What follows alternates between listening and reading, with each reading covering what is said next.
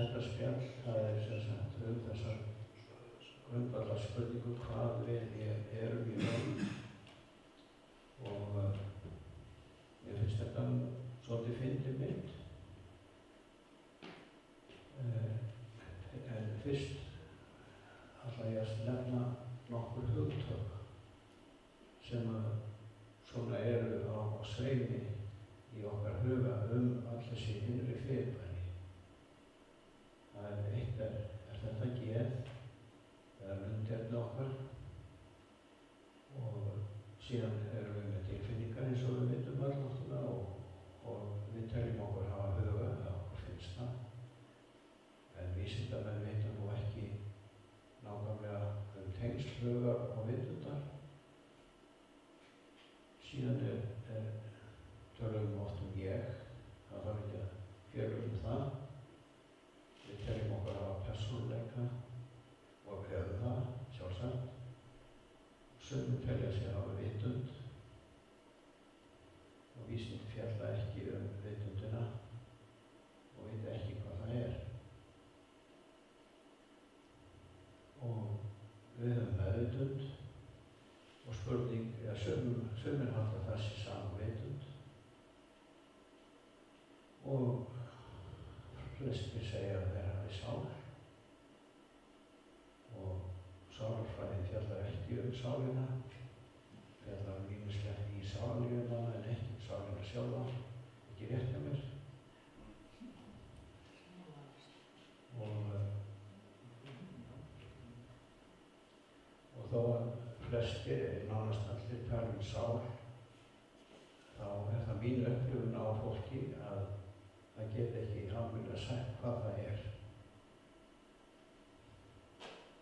Og við tölum anda, að við höfum og spurning hvort að það er sama vitund eða sál og sumir talar sjálf okkar sem eitthvað annað eða það sama vitund eða sál. Þetta bara spurningar. Þannig að þetta eru kannski ekki öll hugtökin sem við notum þessi innri fyrirbæri, en þau allavega mörg. Og mér finnst þetta vera hálfgerður fræðibraut. Af því að við, ekki fáið sem geta skilgreint hvað er vitund, hvað er sál, hvað er andi. Geta prestarnir sagt hvað er andi. Þeir vísa það bara einhver annar hugtök ekki. Þetta mín skoðun. Þetta mjög einföld mynd sem að ég einfalt spjall sem ég með. Ég ekki færum annað. Þetta sem sagt hugtök sem við vitum ekki nákvæmlega hvað fela í sér, sem hver allavega. Við teljum okkur vita. Og auðvitað vitum við allavega líkama. Það þarf ekki að rökræða mikið það. Öll höfum við skilyrtar tilfinningar. Ef ég horfi á skemmtilega mynd eins og daginn stuðmannamyndin, var ekki nýtt líf eða hvað hún hét, þá verður það svona kátur innan með sér, verður það svona glaður og líður vel, góðar tilfinningar. Ef einhver segir eitthvað neikvæmt við mig og særandi þá verð ég sám eða reiður, það skilyrtar tilfinningar. Eitthvað sem að verður innan með okkur vegna þess að eitthvað annað gerist í ytra. Ég geta líka sportið frá einhverju innra fyrirbæri. Þessar tilfinningar eru gleði, reiði, kæti, öfund og sársýnd og svo framvegis. Það er ótrúlega tilfinningar. Og líkaminn hefur áhrif á tilfinningar og tilfinningar hafa áhrif á líkamann. Þetta vitum við öll. Síðan höfum við hugsanir og þetta blandast allt saman. Hugsanir hafa áhrif á líkamann, hugsanir hafa áhrif á tilfinningar og svo framvegis. Þetta blandast allt saman.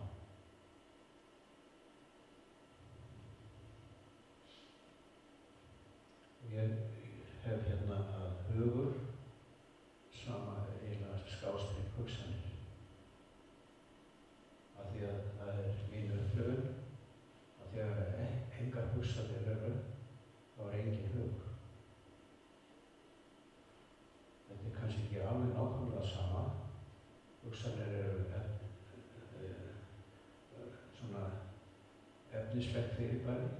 Hugurinn virðist vera eitthvað óefnislegt, en fyrir mér staðreynd að þegar engar hugsanir eru, þá þarf ekki vera langt frá eitthvað sekundur, þá engin hugur.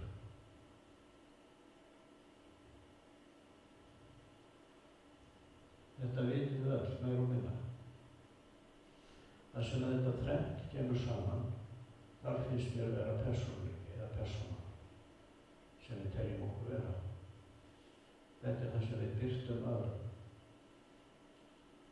En þegar þetta tvennt kemur saman og spilar alltaf saman, þá verður til þetta sem við kallum ég. Og þetta ég hef við byggt upp gegnum árin, bara alveg frá, jafnvel frá fyrirfæðingu, þá mótast þetta ég. Það mótast af hugsunum, tilfinningum og öllu ytra áreiti.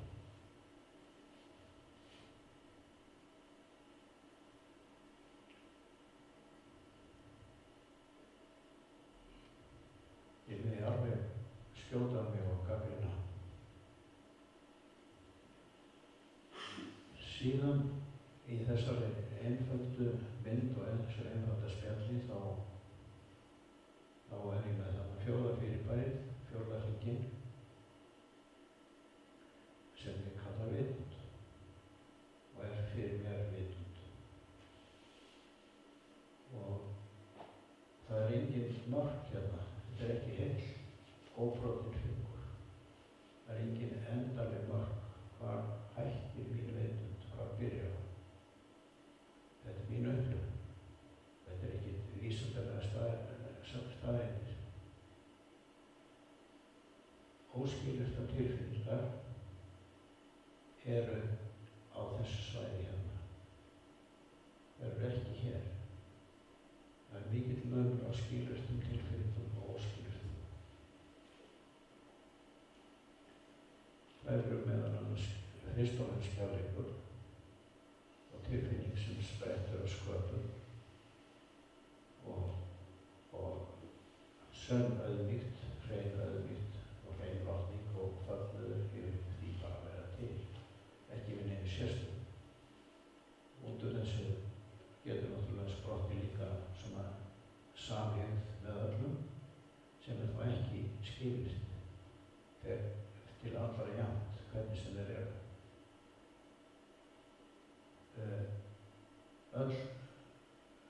Öll venjuleg ást okkar, hún skilist vegna þess að hún getur horfið ef eitthvað hið ytra hefur áhrif. Hún getur minnkað og horfið.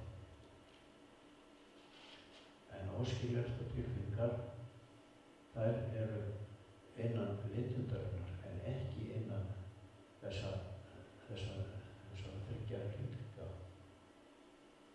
Ég veit ekki hvort þetta er nóg ljóst.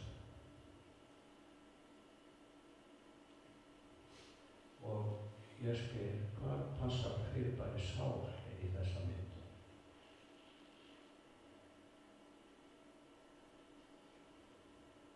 En svo er eitt fyrirbæri enn sem að kemur inn í þetta, eitt svona innra fyrirbæri, það er vilji. En það getur verið persónulegur vilji, sem ég sem einstaklingur vil gera eitthvað, að þetta þekkjum öll. En það getur verið vilji handan hugans, sem sprettur ekki úr persónuleikanum, sprettur úr vitundinni. Og Sigvaldi kallaði þetta fíngerðasta og máttugasta aflið í alheiminum. Þennan ópersónulega vilja. Þetta sem sagt einn einstaklingur og kannski, þetta bara einfaldum, það margt annað kannski sem við viljum hafa þetta með. Síðan annar einstaklingur og tilfinningar þessa einstaklings geta auðvitað haft áhrif á tilfinningar þessa einstaklings. Og öfugt. Líkami þessa einstaklings getur haft áhrif á líkami þessa einstaklings og auðvitað líkami getur haft áhrif á tilfinningar líka. Hugsanir geta haft áhrif á hugsanir annars. En það, eins og ég sagði, að tilfinningar geta haft áhrif á hugsanir, tilfinningar geta haft áhrif á líkama og hugsanir geta haft áhrif á líkamann og tilfinningar. Þannig spilum við meira og minna saman. En svo hérna svæði sem snertist. Þetta auðvitað bara einföldun á þessu. Þannig að vitund eins einstaklings, óskilyrtar tilfinningar geta haft áhrif á óskilyrtar tilfinningar annarra. En vitund eins einstaklings getur haft áhrif á vitund annars einstaklings. Og það fyrst, Spyrja mig. Já. Hún skilgreina þennan hringinn að koma saman.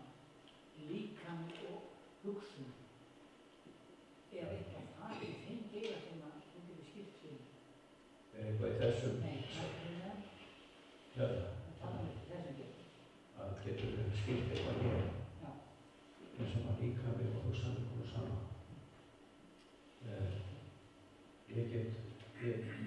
Ég get hugsað mér eitthvað og það getur haft áhrif á líkama. Það er mín skoðun.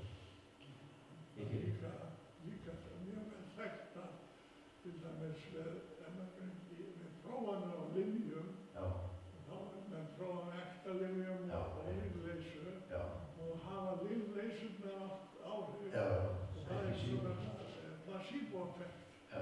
En svo er líka annað ef menn sagt að menn hafi tekið í sig eitthvað sem sé baneitrað, þá getur við líka veikir af því og það er þetta nacebo. Svo það er engin vafi á því að hugurinn hefur áhrif á líkamann, ýmis viðbrögð líkamann. Þetta er vandamál fyrir lyfjafyrirtæki. Það geta alveg selt lyfleysu oft á tíðin og sagt að þetta sé kraftaverkalyf og það mun verka á flesta. En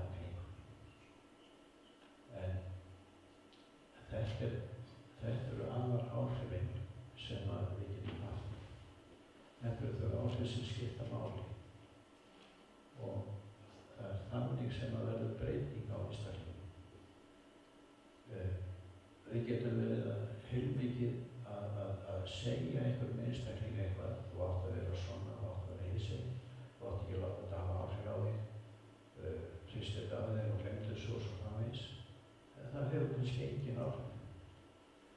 En ef við getum farið upp á svið, innan gestafla svið vitundar, þá getum við snert vitund annarra. Sigvaldi kallaði þetta, nefndi þetta þannig að það er innangengt á milli manna. Við höfum alltaf áhrif á aðra í gegnum vitund okkar. Það er bara ómeðvitað meira og minna. Og þegar að þessi einstaklingur hafi áhrif á vitund þessa einstaklings, þá er það þessi vitund sem hefur áhrif á þetta þrennt hérna. Það er ekki beint hingað frá vitund og yfir þetta, heldur er það þessi vitund sem að lagar sjálfan sig og svo má segja ef eitthvað er að.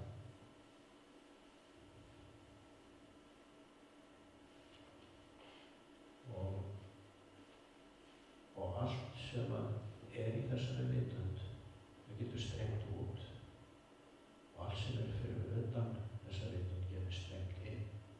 Þannig getur við fengið sterk andlega reynslu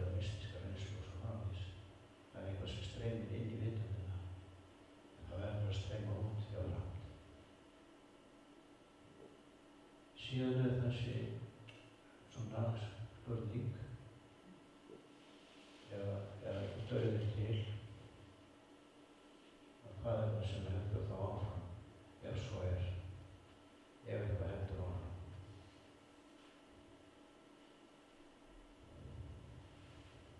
Það er augljóslega ekki líkaminn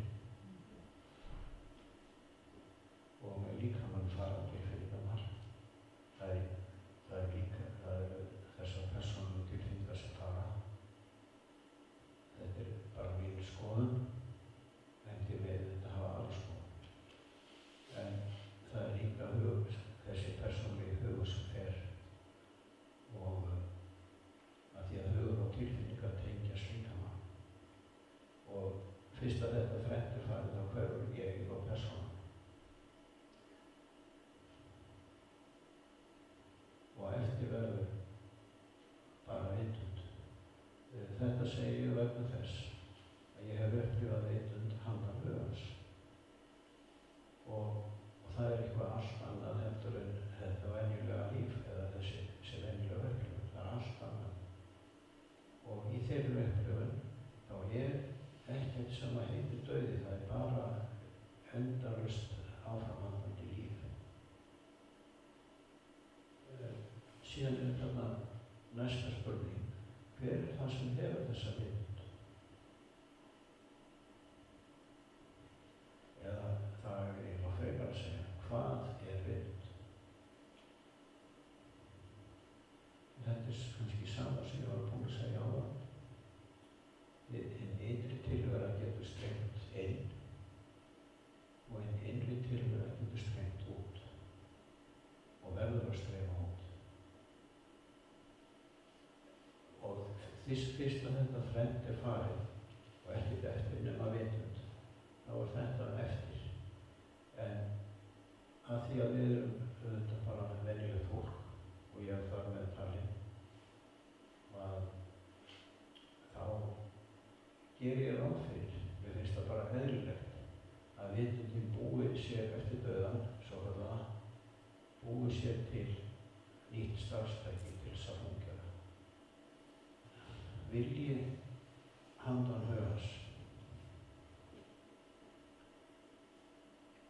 og síðan þetta óskilyrta kærleikur og síðan viska þetta þrennt, það